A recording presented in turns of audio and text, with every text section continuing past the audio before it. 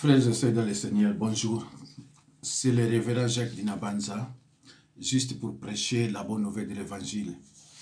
Et cette bonne nouvelle de l'Évangile est intitulée « Jephthé, fils d'une femme prostituée, chassé par ses frères ». C'est-à-dire, il était chassé parce qu'il était fils d'une prostituée. Mes chers frères et sœurs dans le Seigneur, Jephthé, il fut juge en Israël et le fils de Galad et d'une femme prostituée. Suivez attentivement cet enseignement, mes chers frères et sœurs, c'est très important. Galad est également le père d'autres fils, engendrés avec son épouse légitime. Je reprends. Jephthé fut juge en Israël et le fils de Galad et une femme prostituée.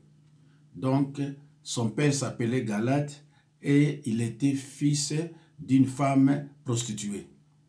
Galad est également le père d'autres fils, engendrés avec son épouse légitime.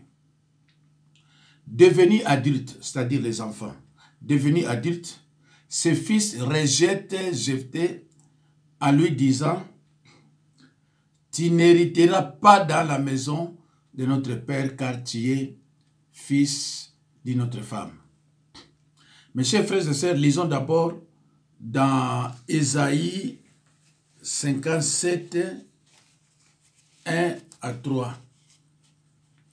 Ésaïe 57, 1 à 3. 1. Le juste périt, et nul n'y prend garde. Les gens de bien sont enlevés, et nul ne fait attention. Que c'est par suite de la malice que le juste est enlevé. 2. Il entrera dans la paix. Il y reposera sur sa couche. Celui qui aura suivi le droit chemin. 3. Mais vous, approchez ici, fils de l'enchanteresse, race de l'adultère et de la prostituée. Mes chers frères et sœurs, ici on reproche aux gens infidèles et aux idolâtres. Mes chers frères et sœurs, ici, la Bible dit nulle part que Jephthé, fils d'une femme prostituée, était un enfant de la malédiction. Aucun verset ici qui nous enseigne que Jephthé, fils d'une femme prostituée, était un enfant de la malédiction. La Bible ne condamne pas aussi son père pour avoir fait des relations sexuelles avec une prostituée. La Bible ne condamne même pas son père pour avoir fait des relations sexuelles en dehors des liens de mariage. Ils ont fait une relation sexuelle consentie. Dieu a renversé la situation, il bénit Jephthé. La Bible dit, l'Esprit de Dieu était sur lui. Bien que cet enfant était un enfant d'une femme, issu d'une femme prostituée, mais Dieu n'a pas rejeté cet enfant que ses frères ont rejeté. Au contraire, Dieu a béni Jephthé et il était élevé. Suivez attentivement, mes chers frères et sœurs dans le Seigneur. Nous allons lire dans Juge 11, 1 à 14, Juge 11, 29, Juge 11, 34. Je lis au nom de Jésus-Christ. 1. Jephthé, les Galadides, était un vaillant héros. Il était fils d'une femme prostituée. Et c'est Galad qui avait engendré Jephthé. 2. La femme de Galad lui enfanta deux fils, qui devenus grands chassèrent Jephthé et lui dirent, tu n'hériteras pas dans la maison de notre père, car tu es fils d'une autre femme. 3. Et Jephthé s'enfuit loin de ses frères et il habita dans le pays de Tob. Mes chers frères et sœurs dans le Seigneur, des gens de rien se rassemblèrent auprès de Jephthé et ils faisaient avec lui des excursions. 4. Quelque temps après, les fils d'Ammon firent la guerre à Israël. 5. Et comme les fils d'Ammon faisaient la guerre à Israël, les anciens de Galad altèrent chercher Jephthé au pays de Tob. 6. Ils dirent à Jephthé, viens, tu seras notre chef et nous combattrons les fils d'Ammon. 7. Jephthé répondit aux anciens de Galad, n'avez-vous pas eu de la haine pour moi et m'avez-vous pas chassé de la maison de mon père? Pourquoi venez-vous maintenant que vous êtes dans la détresse? Mes chers frères et sœurs, Galad, c'est un pays montagneux. Voilà.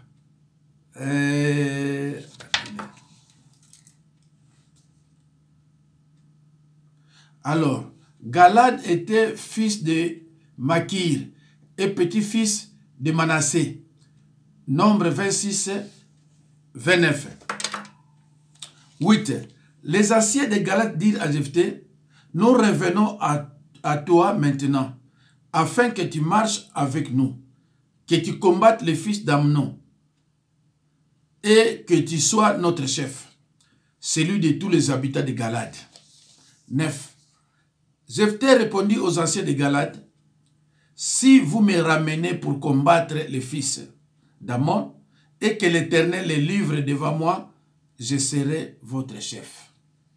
Mes chers frères, comme je vous ai dit que Galad, c'est un pays montagneux. Mais les pères de Jephthé portaient le nom de Galad, portaient le nom de ce pays. 9. Jephthé répondit aux anciens de Galad, si vous me ramenez pour combattre le fils d'Ammon, et que l'Éternel les livre devant moi, je serai votre chef. 10. Les anciens de Galad dirent à Jephthé, que l'Éternel nous attende et qu'il juge si nous ne faisons pas ce que tu dis. 11. Et Jephthé partit avec les anciens de Galad. Le peuple le mit à sa tête et l'établit comme chef. Et Jephthé répéta devant l'Éternel à Mitzpah toutes les paroles qu'il avait prononcées. 12. Jephthé envoya des messagers au roi des fils d'Ammon pour lui dire, où y a-t-il entre moi et toi, que tu viennes contre moi pour faire la guerre à mon pays? 13. Les rois des fils d'Ammon répondirent aux messagers de Jephthé, c'est qu'Israël, quand il est monté d'Égypte, s'est emparé de mon pays, depuis l'Arnon jusqu'au Jabot et au Jourdain. Rends-les maintenant de bon gré. 14. Jephthé envoya de nouveau des messagers au roi des fils d'Ammon. 15. Pour lui dire, ainsi par Jephthé, Israël ne s'est point emparé du pays de Moab, ni du pays des fils d'Ammon. Mes chers frères et sœurs, lisons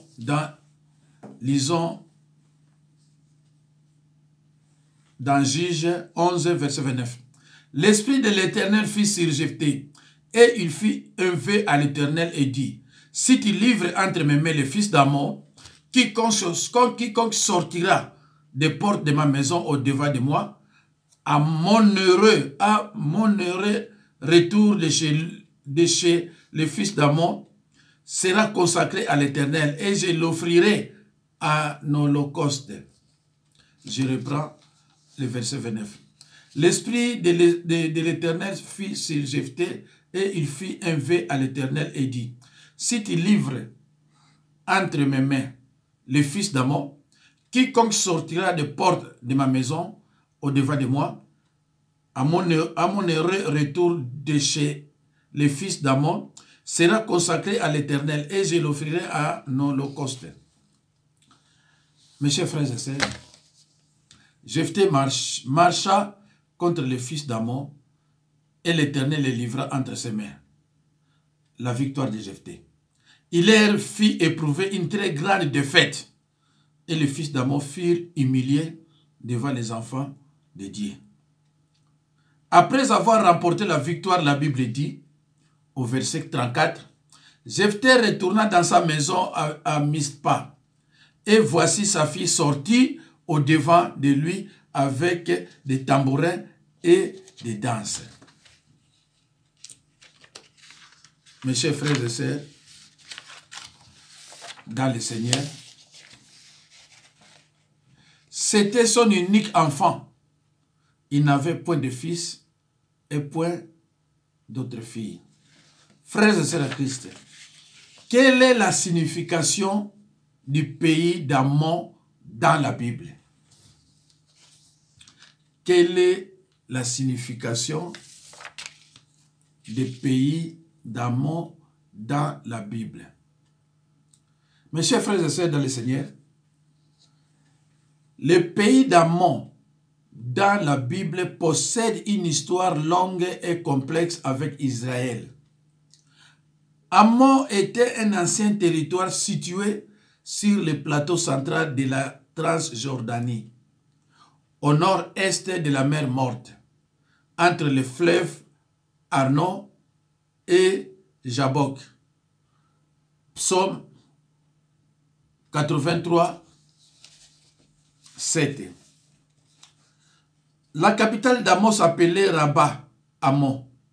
2 Samuel 12, 27. Mes chers frères et sœurs dans le Seigneur, prenez vos Bibles là où vous êtes. Ouvrez dans 2 Samuel 12, 27. Moi, mes minutes, mes chers frères et sœurs dans le Seigneur, sont très comptées. Alors, je ne peux pas lire tous les versets que je suis en train de vous dire. La capitale d'Ammon s'appelait Rabat Ammon, 2 Samuel 12, 27, qui est aujourd'hui Hama, la capitale de la Jordanie. Le peuple indigène d'Ammon était connu sous le nom d'Ammonites, qui, selon les Écritures, était un groupe sémitique, descendant directement du neveu d'Abraham, Lot. Alors, dans Genèse 19, 36 à 38, documenter la centre des Ammonites comme étant Ben-Ami, le fils d'une union incestueuse entre Lot et sa fille cadette. Les demi-frères de Ben-Ami étaient Moab, qui était l'enfant d'une relation incestueuse entre Lot et sa fille aînée. Moab était le père des Moabites. Deutéronome 2, 20 à 21. Nombre 21, 24. Attendez. Deutéronome 2, 19 à 21. Nombre 21 à 24. Donc, les Ammonites, vous connaissez, vous qui lisez la Bible, Lot avait fait des relations sexuelles avec ses filles, et ce sont ces enfants-là qu'on appelle les Ammonites. Donc voilà. Alors, mes chers frères et sœurs, dans le Seigneur, Jephthé était le fils d'une femme prostituée. À cause de ça, ses frères l'ont chassé. Jephthé s'enfuit loin de ses frères. Mais des années plus tard, Dieu l'a élevé aux yeux de ses frères. Frères et sœurs en Christ, Dieu peut renverser la situation à ton avantage. Rejeter des hommes, mais aimer de Dieu. Laissez Dieu changer la trajectoire de ta vie. Dieu peut renverser la situation à ton avantage. Lisons dans Psaume 118, 22. Je lis au nom de Jésus-Christ. La pierre qu'ont rejetée ceux qui bâtissaient est devenue la principale de l'angle. Psaume 118, 22. Libanga ba maçon babwaki ekomi fondation oyo esimbi lopango mobimba ya Jérusalem. La pierre qu'ont rejeté ceux qui bâtissaient est devenue la principale de l'angle. Psaume 118, 22. Libanga ba maçon babwaki ekomi fondation oyo esimbi lopango mobimba ya Jérusalem. Mes chers frères et sœurs, David a été rejeté par Saoul. Joseph a été rejeté par ses frères. Job a été rejeté par ses amis et même le Seigneur Jésus-Christ a été rejeté par tout un peuple. Rejeté des hommes, Dieu les a élevés au temps qu'il a fixé. Ils ont connu la méchanceté des hommes et ont souffert. Mais ils n'ont pas renié Dieu. Ils n'ont pas cessé de croire en Dieu. D'espérer en Dieu. Mes chers frères et sœurs, dans le Seigneur, je trouve juste que tout ce que j'affirme soit examiné à la lumière des Écritures et qu'il puisse donc être contesté si je me trompe. Je reprends. Je trouve juste que tout ce que j'affirme soit examiné, n'est-ce pas, à la lumière des Écritures et qu'il puisse donc être contesté si je me trompe. Mes chers frères et sœurs, si vous êtes rejetés par vos parents, vos frères, vos amis, vos collègues, vos responsables, sachez que Dieu ne vous rejette pas.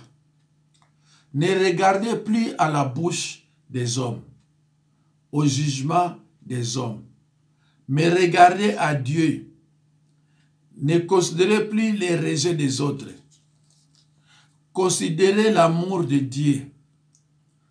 Considérez les promesses de Dieu à votre égard. Considérez ses bénédictions. Intéressez-vous au plan de Dieu pour votre vie et vos ennemis seront confis.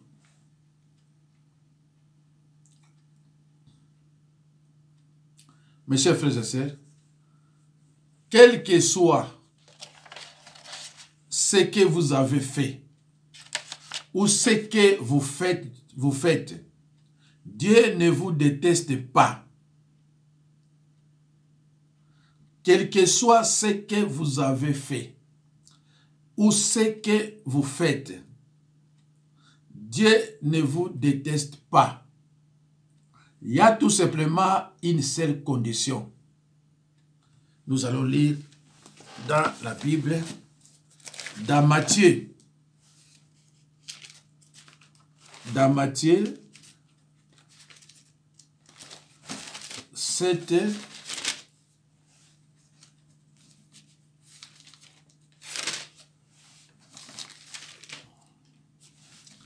dans Matthieu 7, 24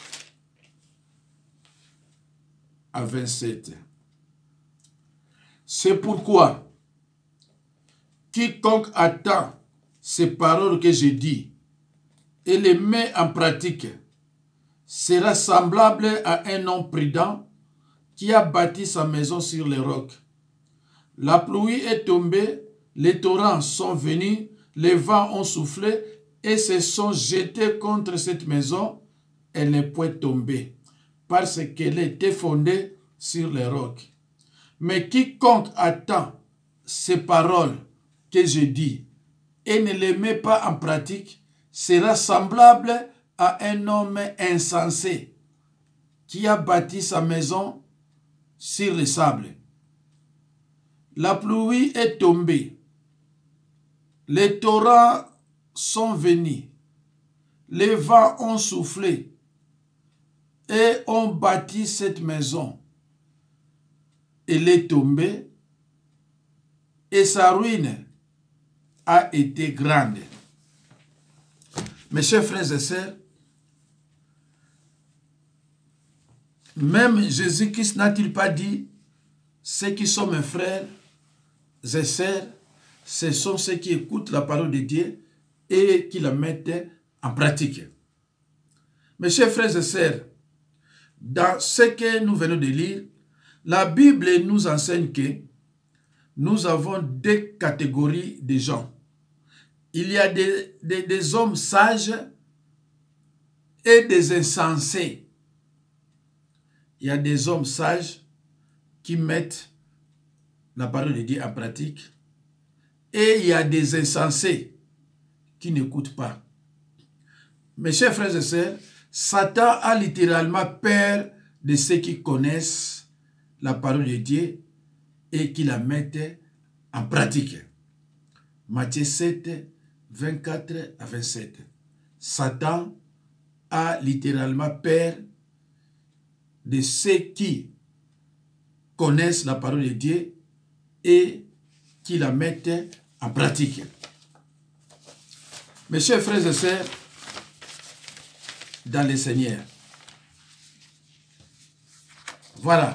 Donc je disais, quel que soit ce que vous avez fait ou ce que vous faites, Dieu ne vous détestera pas, à moins que vous avez choisi de servir le diable. Vous avez choisi votre camp librement. Vous ne voulez pas servir l'Éternel. Mais si vous êtes toujours dans son camp, quel que soit ce que vous avez fait ou ce que vous faites, Dieu ne vous déteste pas. Il y a une seule condition pour que vous ne soyez pas détestés. Il faut mettre la parole de Dieu en pratique. On peut tout faire. Sans la parole, on n'est rien. Si vous n'avez pas la parole, vous n'aurez pas aussi la foi. Parce que la Bible nous dit la foi vient de ce qu'on attend. Et ce qu'on attend, c'est la parole de Dieu. Voilà. Dieu a envoyé son Fils Jésus mourir sur la terre pour nous. Il nous aime et il nous aidera à devenir la personne qu'il désire.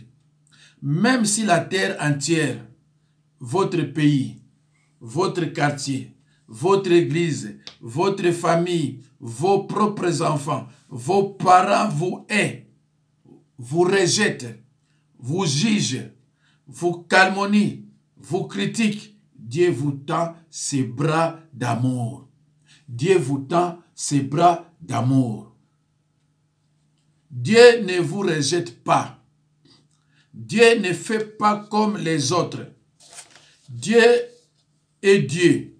Dieu est bon et non méchant. Dieu est plein de bonté pour vous. Il est plein de compassion pour vous et vous manifestera son amour. Dieu veut votre joie. Dieu veut votre victoire, votre salut, votre guérison.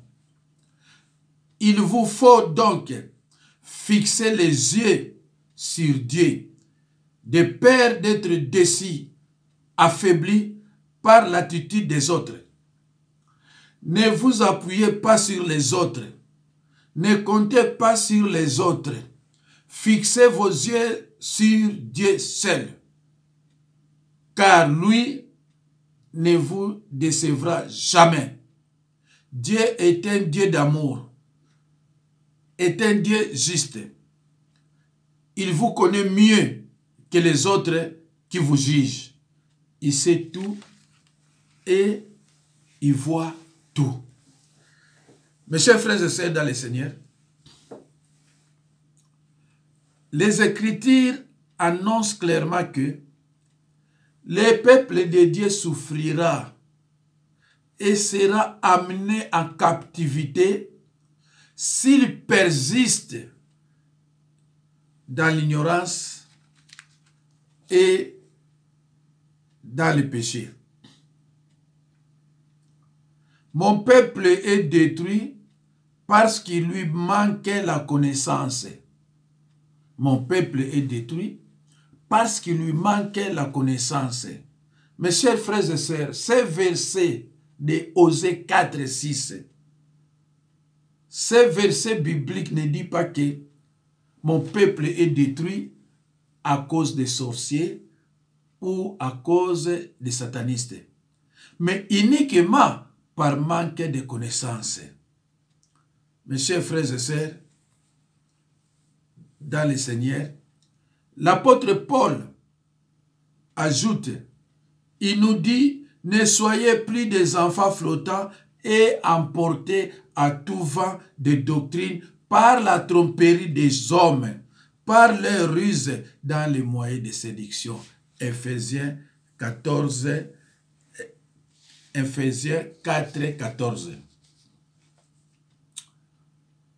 Mes chers frères et sœurs, dans le Seigneur, ne vous appuyez pas sur les autres.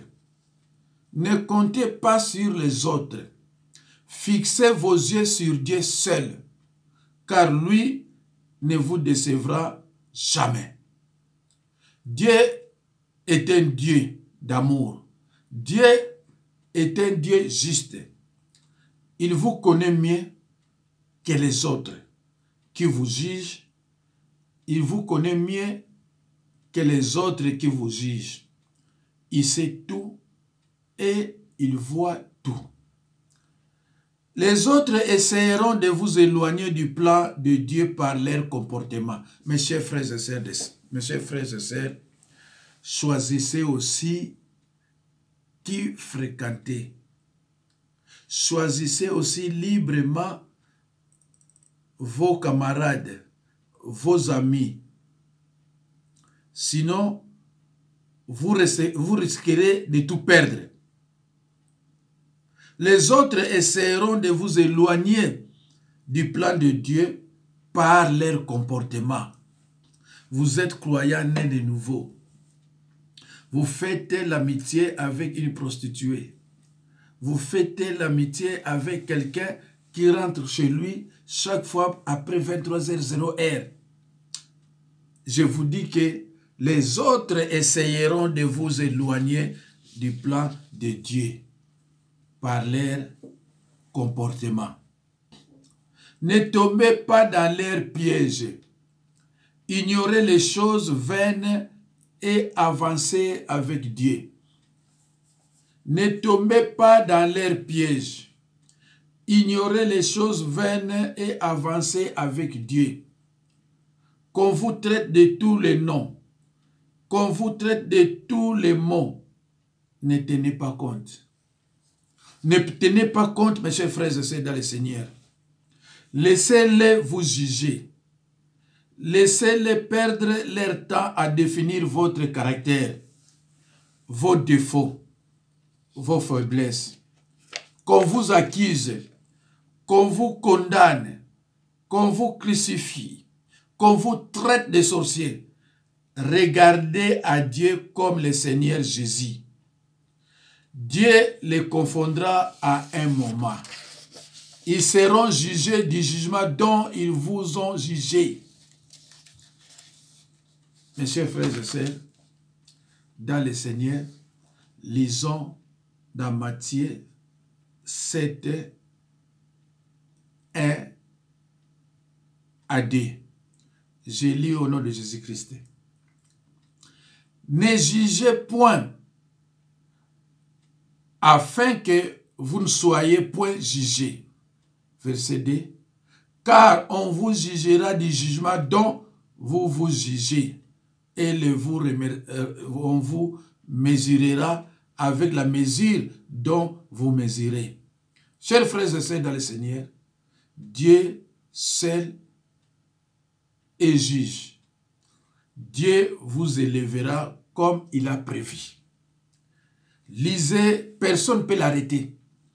Lisez chez vous dans Ecclésiaste 3, 1. Il y a un temps pour tout.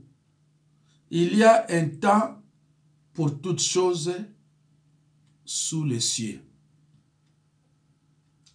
Mes chers frères et sœurs, dans le Seigneur, dans Matthieu 7, 1 à 2, ne jugez point afin que vous ne soyez point jugés. Verset 2, car on vous jugera du jugement dont vous vous jugez, et l'on vous mesurera avec la mesure dont vous mesurez. Dieu seul est juge, Dieu vous élèvera comme il a prévu. Et dans Ecclésiaste 3.1, il y a un temps pour tout, un temps pour toutes choses sous les cieux. Mes chers frères et sœurs dans le Seigneur, un jour, il fera de vous la pierre principale de votre famille. Un jour, Dieu fera de vous la pierre principale de votre famille, de votre quartier, de votre région, de votre pays, de votre église. Et ceux qui vous rejetez seront couverts de honte et de confusion. Mes chers frères et sœurs, dans le Seigneur, il y a un temps pour tout, un temps pour toutes choses sous les cieux.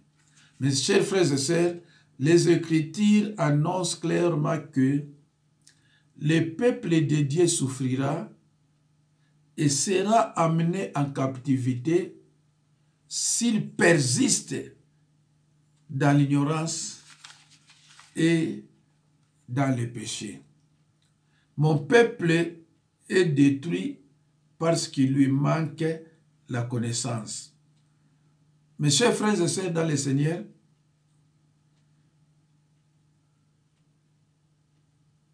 ces versets de Osée 4 et 6, ces versets bibliques, ne disent pas que mon peuple est détruit à cause des sorciers et satanistes, mais par manque